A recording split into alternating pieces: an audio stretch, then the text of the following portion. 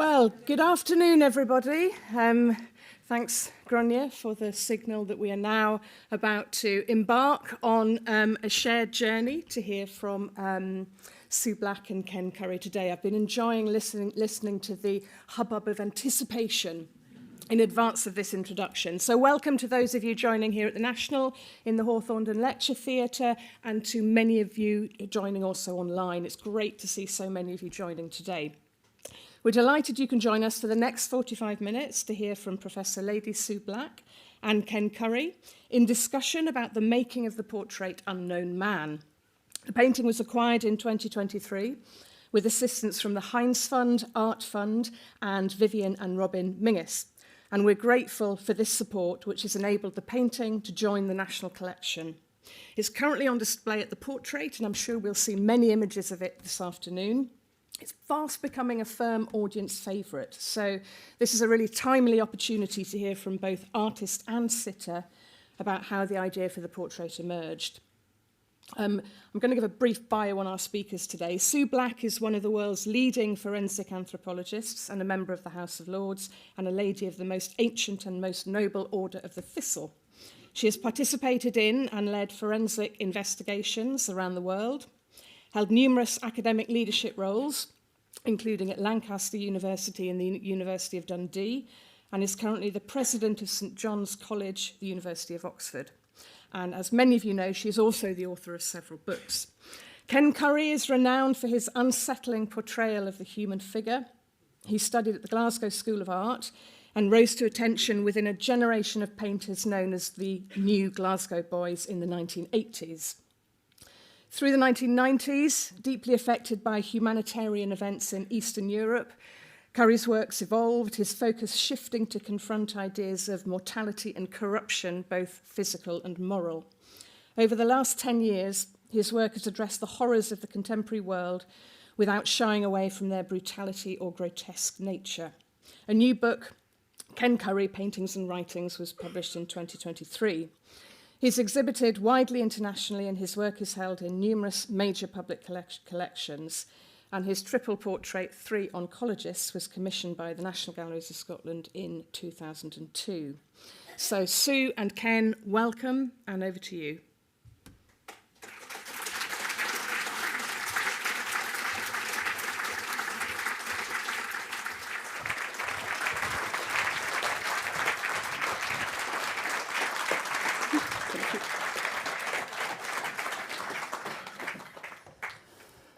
There's a lot of people. How did you all get in here? Well, thank you for coming here on this beautiful spring day. I'm sure you'd all like to be outside eating ice creams and things like that. Yeah, we're just going to talk about how the portrait of Sue came about. And we have different memories of it, by the way. And one of us is correct memories. and the other is wrong. Yeah, so, yeah, please feel free to be confused. So I've got some notes here just to keep me right on the slides. I met you on the 18th of August, 2017. No. Yes? Blimey, I was just a child. In the anatomy department of Edinburgh University, and we'd been invited to record a radio programme presented by Alan Little about the relationship between art and anatomy. I seem to remember the audience. There was a live audience there. There was. And there was some surgeons, there was some doctors, and there was even some police. Was there some police? Yeah, police not for any reason other than they were interested. I would say there's a police presence at there. And during the discussion that we had, there was quite a wide-ranging discussion. You posed the question to me, had I ever seen a dissection? And I think you probably assumed that, being an artist, that anatomy might have been part of my course.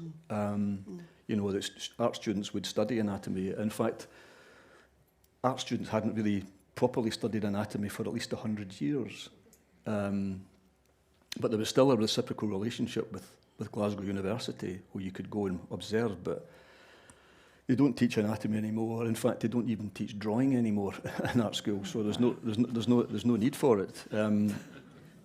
So when she asked me that question. Obviously, I said no, I hadn't. And he said, would you like to? This was on radio, live radio. Live radio. Said nowhere to hide. Nowhere to hide.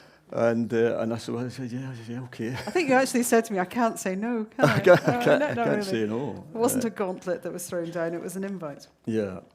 So, and then 2018, that was a year later, I went to visit you at the Centre for Anatomy and Human Identification at Dundee University.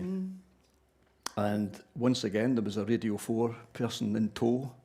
They wanted to record that experience. So I went up to Dundee, up to your... I recognise that. Do you recognise that? I do Yes. recognise that. Yes, went up to Dundee, yes. That was the big room. What happens in that room, Sue? So it's, in anatomy, so many people think now, we know all there is to know about anatomy. We don't need to study anatomy anymore. And of course, the thing is that what's wonderful is every single one of you is different from everybody else. The variability is amazing. And until you actually dissect, you don't get a real understanding of that variation. It's so important for surgeons. You've got to know where all these aberrant arteries are going to go because you don't want to cut them. It's bad news if you do that. So we can teach on computers, we can teach on books, but there is no substitution for dissection of the human body. And I went to Dundee in 2003 and took over the anatomy department, and I said, I will stay here only for as long as human cadaveric dissection occurs, and it must be whole body dissection. Because I don't know about you, but I'd rather be treated by a surgeon who's looked inside a dead body than one who's only read a book about it. And so I felt it was pretty good for training. And it's amazing in that so many people think you don't need the bodies anymore. And I'd go out and I'd do sort of events like this with someone like Val McDermott or whatever on crime novels. And then on Monday morning, Vivian, who was my PA, would say, where were you at the weekend? The blooming phone's ringing off the hook. You've been out touting for business again, haven't you? And when people knew that we still wanted bodies, then they understood the importance of it.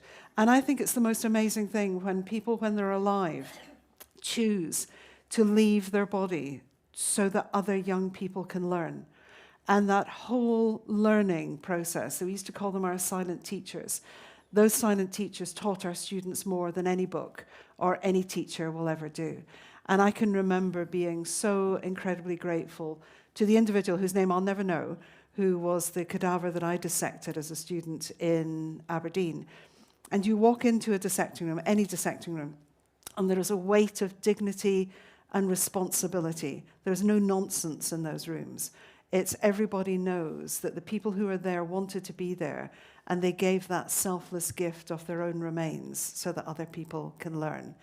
And when I first went into a dissecting room, I knew I'd come home. I crossed a Rubicon, and I knew I was home. I've always felt comfortable in dissecting rooms, in mortuaries, around the dead. They're so incredibly well behaved. So it's not like the movies where, you know, they groan and they get up and they walk around. They really, really don't.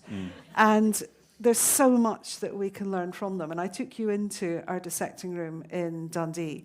And it was pretty much in at the deep end, because you were faced with about 30 or 40 of these tables all covered in the green sheets. Well, there were green sheets if they were being dissected by medical students. There were blue sheets if they were being dissected by scientists, and there were white sheets if they were being dissected by dentists. So we knew where everybody was in the room at any one time. So that's a medical body. That's so a medical I can body. tell it's a medical body. And knowing that underneath there is the remains of somebody who was somebody's husband, wife, son, daughter, mother, father, is a huge responsibility, because for as long as they're in your dissecting room, their death is your responsibility and their remains are your responsibility. And it was that challenge for you to think, I'm going to have to lift that sheet back. And the fear of what you anticipate is so much worse than the reality. Once you are faced with the reality, it's fascinating, absolutely fascinating. But there is a huge fear. And that fear, I think, has been instilled in us from books and from media and from films and those sorts of things, because we were quite normal about death, just even 50, 100 years ago, Granny would be laid out in the front room and everyone would go around and say goodbye to her and nobody thought anything of it. But we've medicalised death and we've removed it from ourselves. So we've become scared of it. So I knew you would be nervous, but I was there for you. Yeah, you were there for me. And you didn't let me down. I didn't let you down, you know. But it was all that stuff you've just said, that sort of, the idea of dignity was really important as well. We were very, very aware of that. But also, what struck me was the passion that you had for the work you were doing, and also the respect you had for both the dead and the living. That really struck me. I mean, when you pulled back that sheet. It's not going to happen, by the way. No, it's not going to happen. It's not Just in happen. case. You can let your nerves go down. We pulled back that sheet, you know. There was a kind of sharp intake of breath. I think the Radio 4 guy, I think, had to prop him up. You know, he's got his little microphone. See, I wasn't worried about him. I never noticed. I was more worried about you. You know, and you show. Well, we'll not show you. You showed us the lungs, the kidney, the head, all of that stuff. We're not going to reveal that here, obviously. I remember you made me hold the hand. Yeah, hold the hand. Yeah. I was like, so I held the hand of this person, and I think you wanted to demonstrate to me the suppleness of the of the body, and it did feel. It wasn't anything that was stiff or anything like that. It felt very sort of real. But it's the contact, it's being human. Yeah. And the person on the table is still human. Yes, absolutely. And that contact is important, because we would often find, and this isn't creepy, I promise you, is that when you're standing, dissecting with the students who talk about it, quite often you'll pat a shoulder. You know, it's that point of contact, because that teacher is teaching, and that humanity transcends the difference between you standing up and living and them lying down dead. Absolutely. And there was no... I mean, you're right, there was a period where you have that sharp intake of breath, and then you get fascinated, you show me all these different organs and stuff like that. And, you know, I think that was the moments where the seed of the idea for doing a painting of you was planted, just that idea of you at work, the way you stood very commandingly over the body there, and I just thought that is really, really interesting. But I'm a firm believer as well, for artists, whether they be painters, drawers, whether they be sculptors, whether they be artists in terms of writing, if you're going to go into that world, then best for it to be as realistic as possible. Yeah. And so crime writers in particular would say, what does it feel like to do that? Because if you're going to write it, you want to be able to experience it. And I think for that, there's a huge respect for your audience, because you want to make it as authentic as possible. Sure. And so, you know, there were a few people who said, well, is it the right thing to do to let people like writers and artists come into the dissecting room? But the relationship between anatomy and art is one of the closest ones ever. I mean, some of the most amazing relationships through time between art and anatomy. Leonardo onward and stuff, onwards, all yes, of that. Yeah. Absolutely. Yeah. So I think there's a real place for the artist in the Who was that one that dissecting you'd like? Was it Vesalius? Vesalius? I'm a bit of a fangirl. You were the fangirl yeah, of Vesalius. Vesalius. Yeah, a bit of a fangirl. He was actually a pretty objectionable little man. Was he? Is the truth. But he changed the world of anatomy, because everything that happened before him was pre-Vesalian, and then the understanding of anatomy, and he was 1550s. Everything after that, he went out and he dissected, and he didn't take the writings of Galen to be truth. He challenged them, and he changed my world forever. But, you know, I suspect he was annoying. Yeah, well, I seem to remember that after we had that experience, you then invited me and the recordist down for lunch in your office. And we walked in there, and there was this massive spread of cakes and sandwiches and wraps. I think you did that mischievously, actually, because you knew we were a little bit sort of white-looking, you know. Did we have tuna sandwiches? Listen, I think I managed to eat half a rich tea biscuit, to be honest with you. That was all I managed at that particular time, you know. We used to get the, particularly the paramedics, the ambulance men used to come in, and in the days before it was teal embalming, it was formalin, and mussel looks like tuna, tin tuna, so that sort of colour. Yeah. And the whole time we'd be teaching them, we'd get reference into tin tuna the whole way through. And we'd agreed with their kitchens when they went in for supper that night that it was going to be tuna salad, and we'd get a list of how many people wouldn't eat. That's right. That's right. Gotta get your kicks where they come from. So after lunch, you took me to see the section which was on human facial reconstruction, which is another aspect of the department. Yeah, It was very, there. very talented. And it's the point at which art and science come Yes. together. A lot of artists So, involved in that. a lot Yeah. of art involved in Yeah. it. So that was Caroline Wilkinson, who's Yeah. now at Liverpool. And she's the most amazing, talented combination of a rigorous scientist and an incredibly talented artist. Yeah. And she would do the facial reconstructions from forensic cases, but she did archaeological ones as well. And there's a little bit of incredulity sometimes that, you know, they don't really get it right. And if we don't get it right, then we don't identify the individual, so we know we don't get it right.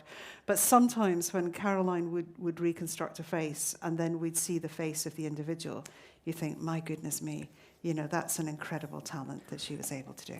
Well, this is quite interesting because that little death mask there is in the collection of the Scottish National Portrait Gallery, which I've seen many times.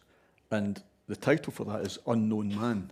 Oh, is it? Yeah, and that's where I had this kind of idea of maybe combining a portrait of you with this death mask. The idea that you're looking at human remains and then you eventually identify who that person was. That particular idea didn't come to fruition. You know, we didn't do a setup between your painting and this particular death mask. Maybe one day we will do it. But you came to my studio, invited you to my studio, and you came to my studio on the 18th of October 2018. Did you know that? You came to the studio. And I told you to bring your scrubs. You did. And you told me to wear my hair in a plait. Had to wear a plait, I did yeah. it for you today. And when you come in, you'd have seen that I'd set up a kind of tableau with a surgical sheet covering a model skeleton to keep all that authenticity there.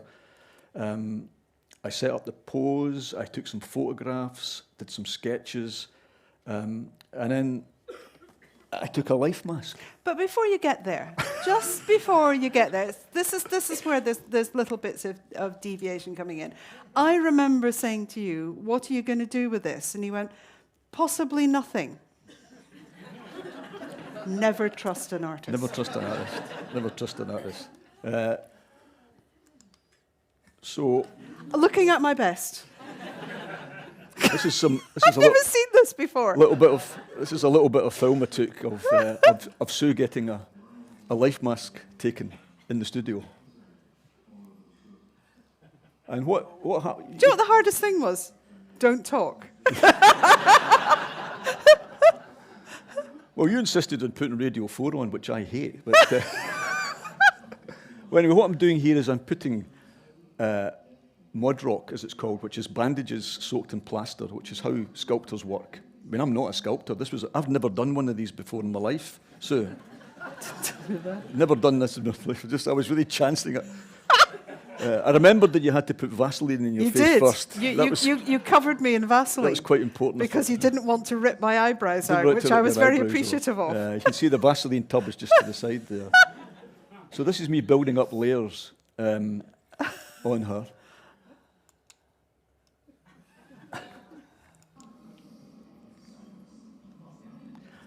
I think it's It was very relaxing, actually. It is, actually. It was a bit like a facial. Yeah. And this is me just checking to see if it's That I'm breathing. I did leave a couple of holes for your nostrils to get some air in there. It's very personal, isn't it?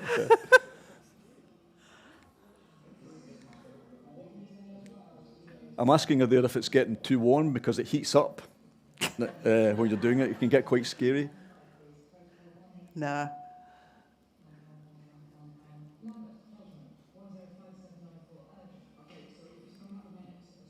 I think we can safely say that you came to my studio and got plastered, Sue. Totally.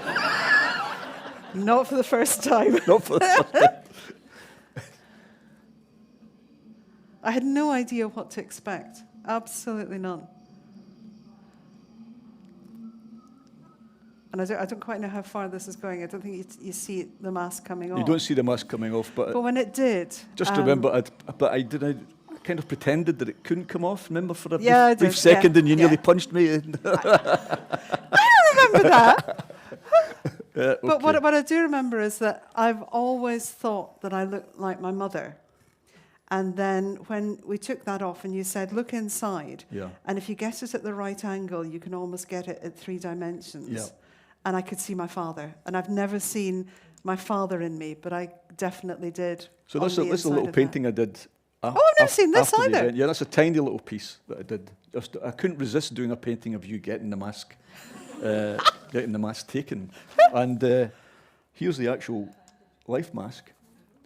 Now, any sculptors in the audience would probably have words of criticism to say about that, because I'm not an expert in these things.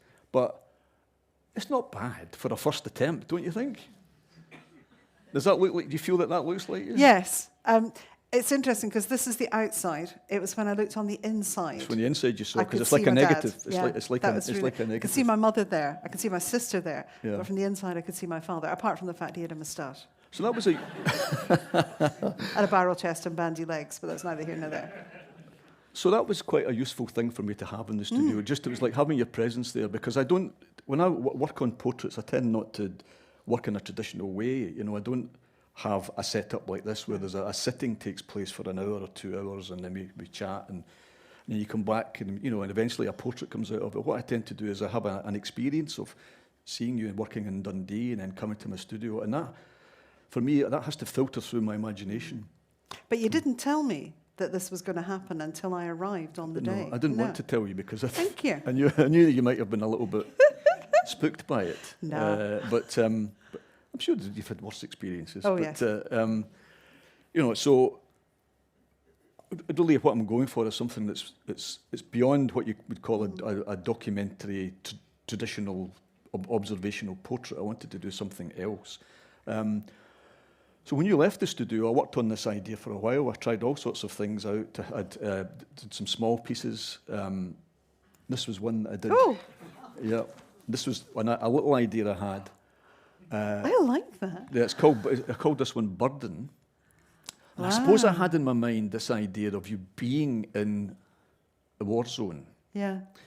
And the muck and grit of that experience. You probably didn't have that all over your face, but it suggests. Oh, some days I think I did. Some days you did, yeah. So just the idea of having to go through that. I remember I sat on a plane, we were heading home, and somebody said, "Someone got a dead dog in here," because we obviously smelt so bad. Yeah. I really like that. Yeah, but you did a lot of work in Kosovo, didn't you? I did. Yeah. Yeah, I did. I was with the British forensic team. We were the first team to go into Kosovo and the last team to come out. And we did all the body recoveries associated with the war crimes investigations. So hundreds upon hundreds of postmortems. And dealing with families who had lost everything. They'd lost their home, they'd lost their possessions, they'd lost their family. And the real depth of grief and horror and loss was palpable. In that country, it was palpable. Yeah. No. It was a life changer. It's definitely a life changer. It made you realise that when you came home, the most important thing you could do was tell your children you loved them. They got a story every night. They got a cuddle every night. They got a kiss. They got told they got loved every single night, because there were so many mothers and fathers who didn't have their children. It's a real lesson. We had conversations like this in the studio, and I remember we spoke about stuff like that, and I realised that taking on this portrait, it wasn't a jolly painting, a jolly portrait painting. Like quite often you see, particularly of scientists, academics, things like that. White coat. Yeah, sort of white coat, standing in a lab, all that kind of thing. I wanted to go to a much deeper level. We'd do 18-hour shifts. You do it, yeah. And we'd be doing 18-hour shifts with snipers in the hillside. Yeah. We'd have improvised explosive devices waiting for us, those sorts of things. Yeah, it was incredible. So, as I say, I explored. I love the eyes. Lots of different ideas. Lots of different ideas. I'm going to show you one that you've never seen before. Not, in fact, no. Oh, he does this all the time. No one's ever seen. And he expects me to say, "Oh, isn't that lovely?" No one's ever seen this one before. Oh no! And it was one that I thought could be a possibility as an idea. So it's more like a study. It's quite refined for a study, but I decided it was not quite right. You can maybe make up your own mind on it. Yeah, slightly different. Yeah, but the trouble is, you've made me look like I've got an alcohol problem. The red eyes and the red nose. I mean, we got on really well, you can tell, can't you? Blooming heck. Yeah. Oh, God, what a miserable sod. Yeah.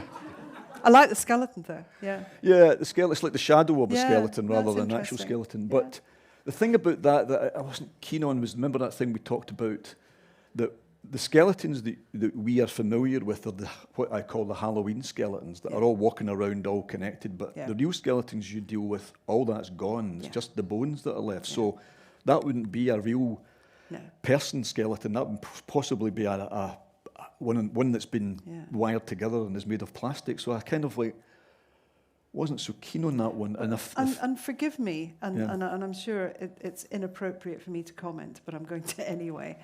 You draw fabrics phenomenally. You think? Oh, you can feel the folds. You do it so incredibly well. Yeah. And in the big picture, it's the fabrics and it's the colours that I think you really capture incredibly well. Well, what I thought was interesting was the fact that you had that red hair. Also, the scrub had that tiny little bit of orange at the back. Yes, it which did. I don't quite know what that's there for, and I quite like that contrasted with the blue. So, but I went through all these different options and came back to that very, very first idea I had in the dissection room, which was just you standing in front of human remains, getting on with your work. But look at that fold on the green and the fold on the scrubs. That's just incredible. Well, you said that's what it looked like. You know, that's what it would that's what it would appear like. Well, you saw that on the first slide that you showed, which was of the mortuary table. It's a very, very simple idea, quite schematic in a way, the way it's handled, but the whole focus is on your eyes. And the bucket. And the bucket. I love the bucket. The bucket. Okay. The bucket's my favourite part of the entire thing. And when I left Lancaster University to go to Oxford, one of my dear friends bought me 2 orange B&Q buckets to take with me. Well, he really splashed out on you because they're only £1 each. But it's the cruciform shape that I love. It's the orange top and bottom. Yeah. I just think as a composition. But what he doesn't tell you, or maybe he's going to tell you, I don't know, was that I got a phone call that said, and this was during COVID, saying, "Are you free to come down to Edinburgh?" And I went, "Well, sure, why?" "I want to unveil your portrait." And I went, "What portrait?" He said, "Well, you came." I said, yeah, but you never actually told me you were doing it. And he said, "Well, I've done it." And I went, "Okay." And he said, "We're going to have a film crew there that are going to film your reaction." I'm not an actress. And I said, and I'm going to use the words, and I do apologize, but they're your words, as I remember them, was that I said to him, "But Ken, what if I hate it?" And your words were, "Tough shit." That was what you said. Couldn't care less. Because, and I thought, you're right, because it's done. It doesn't matter whether I like it or not. And I remember we sat in the gallery, and I said to him, so how big is it? Is it, is it the size of that one? Oh, no. It's much bigger. It's huge. Absolutely huge. But I didn't have to feign what I thought about it. I think it's just incredible. Yeah, and that was captured on camera and then broadcast at 6 o'clock it news, wasn't it? to the nation, or thereabouts. You rat. Yeah. Actually, I've got another confession to make. This one here is actually the second version I did. The first version was very similar to that, except the canvas was 6 inches too small. So I had destroyed that painting and started again from scratch. No. So that's why it took ages. And quite often that's the way it works. You just think there's something not right about that painting. The composition just isn't, it's maybe too tight. And the part of me wants to say, you've done it, let it go. But there's another part of you saying, there's no way that you could say that this is finished, that you've done justice to it. You have to know when it's right. So I had to start from scratch, get a slightly bigger canvas. And I think that gives it that. What it allows is the sense of the figure, the length of the figure, and you standing above it. With the smaller canvas, it was far too tight. Yeah. So these are the kind of decisions that you have to make to come to a viable portrait, as it were. But for me, I know it's not, but it appears to be so simplistic. There's so much in it to make it look simplistic. Yes. I mean, I suppose it's a bit like that previous painting I did of the oncologists. I mean, I saw them at work in the theatre, and they had too much material to work with. You know, I saw them conducting operations and so on. And I think when, you know, and I did lots of drawings of X-rays and bodies, and I just thought, at the end of the day, just focus on the thing, which is the person who's conducting this operation, and just let the viewer construct the rest of it themselves. You don't need to show the blood and guts thing.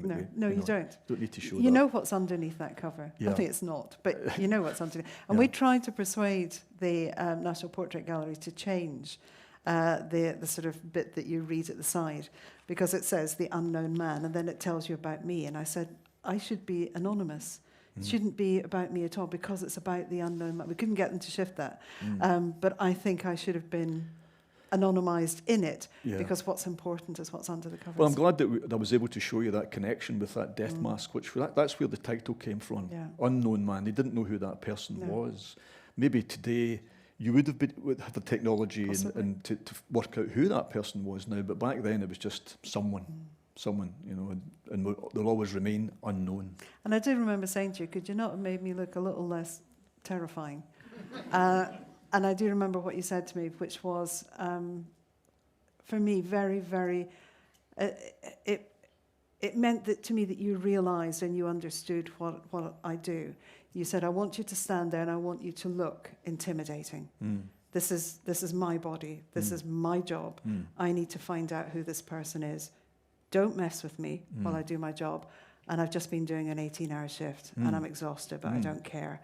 And I think once you know that, you capture that beautifully. There's nothing happy about it. And there shouldn't be. No. There absolutely shouldn't be. Well, that's all I've got to say about the portrait. If there's anything you want to add to that. Well, I think what I should do is I should hide behind it and just pop out and say boo to people every now and again and scare the living daylights out of them. Yeah. One of the things that we did talk about is the Three Oncologists that you did is a very ethereal painting, which I find very captivating, very moving, and slightly daunting as well. And this portrait was round the other side. And we had said, wouldn't it be great if this portrait could face to face with the three oncologists? Because the three oncologists look over their shoulders. And if they look over their shoulders, what they're looking at is death. And they're trying to prevent this from happening. And I thought a lovely idea to be able to use the play of the space in between your two incredible paintings. I think that could be very powerful. To use that as well. It was, for me, a unique experience to be covered in Vaseline, and to be told not to talk, and to have a death mask done, and then to suddenly have Sorry, a life mask. A life mask. It's not there yet, you know. Okay, a life mask. But this is just such an incredible honour. To have a portrait, It was an honour for it me. is an honour. And thank God I like it. Because otherwise I'd be like Churchill's mother, who went round and bought up every portrait of her and destroyed it. And then for it to be bought by the nation and to hang is just... Well, as you it's saw beyond. in the talk, we didn't like that one. I have others. Can we talk later?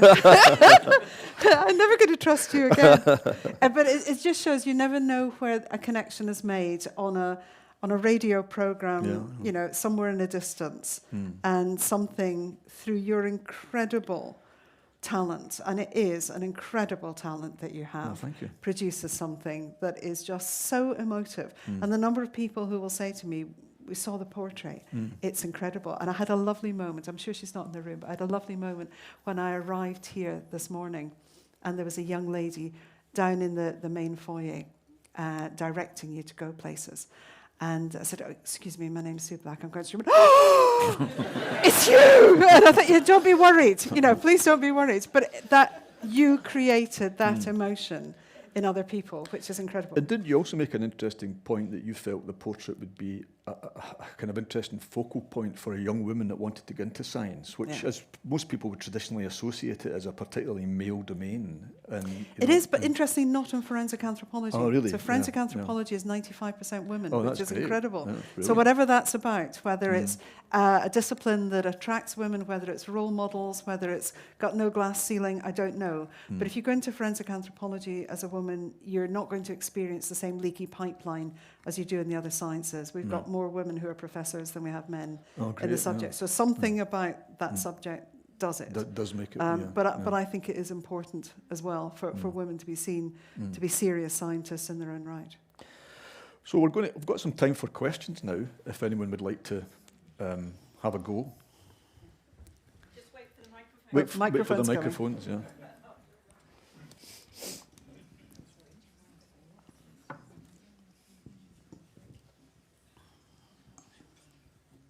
Oh, the mic's way up there. Hi.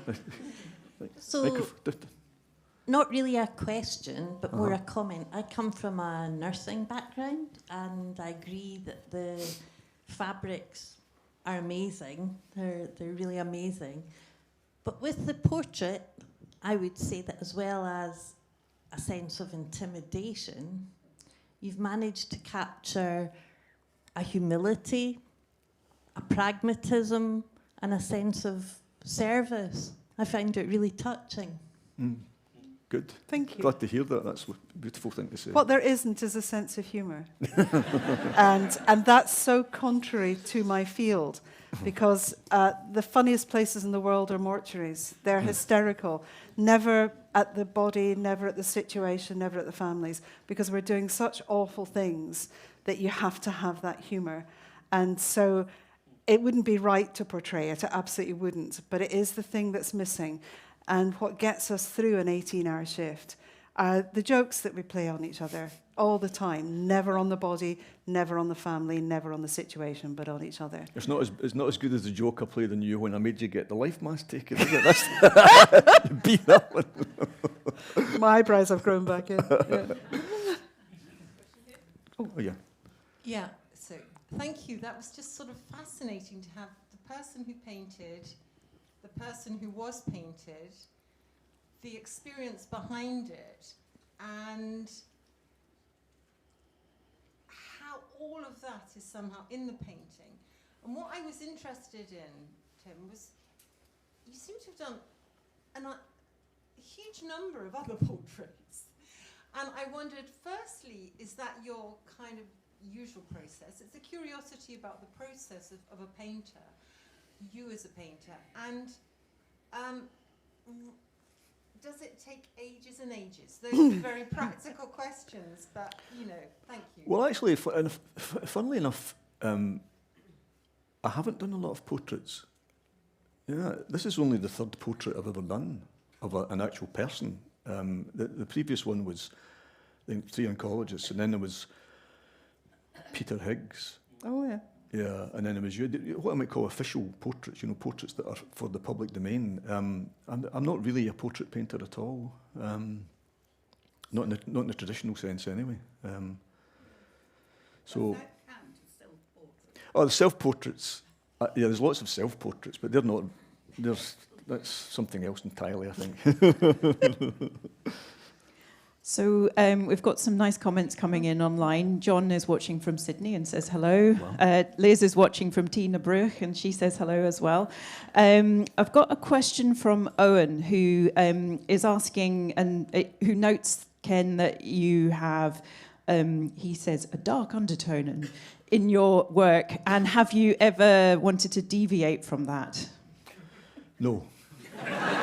I'm very pleased to hear that. Does anybody in the room have any questions? Yes. If you just wait for the microphone, thank you. This is not really a question, it's more a comment. You both used the word honour, about it being an honour to have that portrait hanging in the portrait gallery. I have the honour to work there and to stand in front of it and witness how people connect with it, the reaction they have to it, how they're moved by it, moved to tears on many occasions. And I'm really so glad to have the opportunity to be able to tell Sue how people feel about that portrait. Because I stand there all the time thinking, I'm going to email her, I'm going to tell her all about it. And I did have a brief chance to speak to Ken when he came to do a book event and told him about the young man who came round and was confronted by it and immediately said, "Holy flip," except that it wasn't flip that he said, of course. But I've had some of the most wonderful experiences and interactions in front of that portrait, so thank you very much. Thank you. I can only apologise when my daughters went round because they went, "That's my mum!" So sorry. It's a question for both, actually. In the portrait, there's a green locket, if I remember correctly. I can't see just now. Is there a significant behind that, or is it just an artistic license? No, I've never taken it off, so it's still on now. It was given to me by a student who is no longer alive, and it was given to me as a good luck token, and I've never taken it off. Never, ever. It's been in every crime scene I've ever been in. Question over here. I love the fact that it was a chance encounter that's made this great piece of work happen.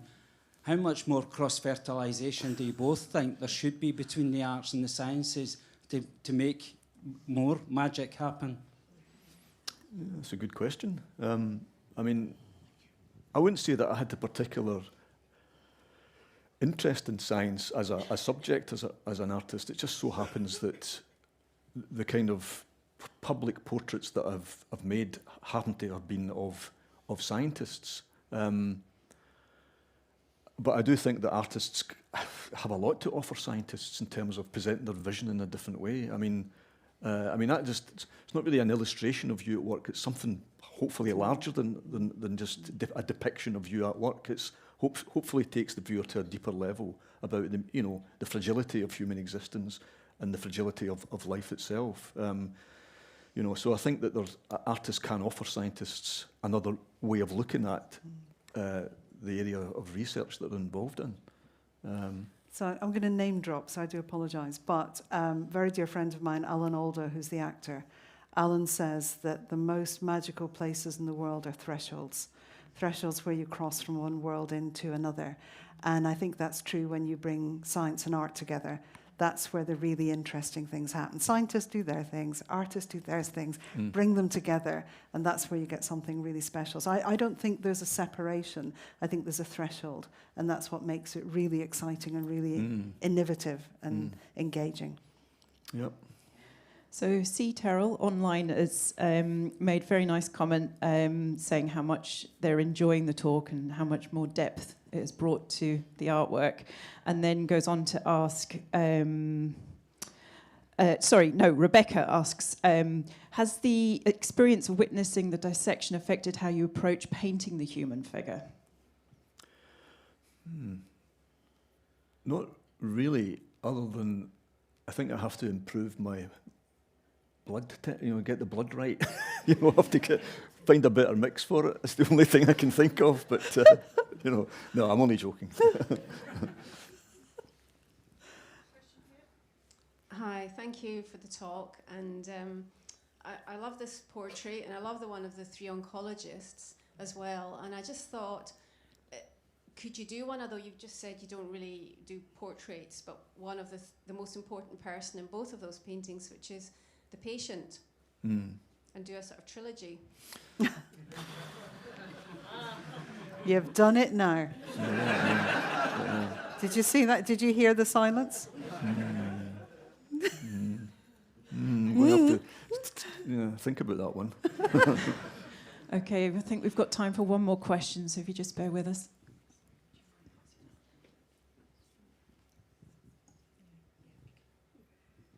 I'm going to be cheeky and ask 3 questions quickly. One is the burden on show anywhere? No, it's not. It's not. No. Was Braveheart in your mind when you painted it? Because that's what it made me think of. Really? Braveheart? Sorry, just because the colours on the face. And the third question is a little bit like the lady along with me, but not about patient. But there's another Sue Black. Could we have a portrait of the two of you together? So there's always a story. I'm sorry, my father and my grandmother were storytellers. I've always got a story. And I kept getting emails on code breaking and saving Bletchley Park. And I'm thinking, I don't understand. And it turned out that she was getting emails about murder and dismemberment. And I kind of thought, there's something to this. There must be another Sue Black. Of course, that is a common name. So I went online and I found her. And I said, I hope you don't think I'm crazy, but got the same name. I think these emails are for you. And she said, well, amazing. I think these are for you. And so we're now really very, very good friends. And at Dundee, she came up to a conference. So we had that moment where Sue Black met Sue Black.